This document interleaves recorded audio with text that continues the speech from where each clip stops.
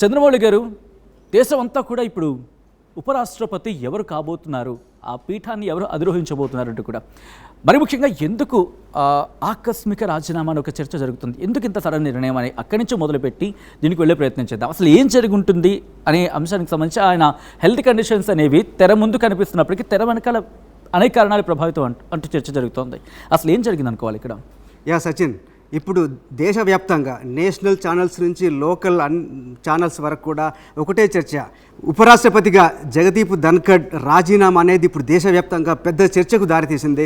ముఖ్యంగా ఆయన రాజీనామా చేసిన విధానము, రాజీనామా చేసిన టైం అనేది చాలా చర్చనీయాంశమైంది. అనారోగ్య కారణం అని చెప్తున్నారు, కానీ ఎక్కడ అనారోగ్యం ఛాయలు లేవు. మనం చూసాం, నిజంగా ఆయన రాజీనామా చేయడానికి కొన్ని గంటల ముందు వరకు కూడా చాలా ఆరోగ్యంగా ఉన్నారు. మన సోమవారం అంటే పార్లమెంటు వర్షాకాల సమావేశాల మొదటి రోజు చాలా యాక్టివ్గా ఉన్నారు. గతంలో కంటే కూడా చాలా యాక్టివ్గా కనిపించారు. చాలా ఆగ్రహం వ్యక్తం చేశారు. సభని కంట్రోల్ చేయడానికి తన శక్తి మేరకు ప్రయత్నం చేశారు.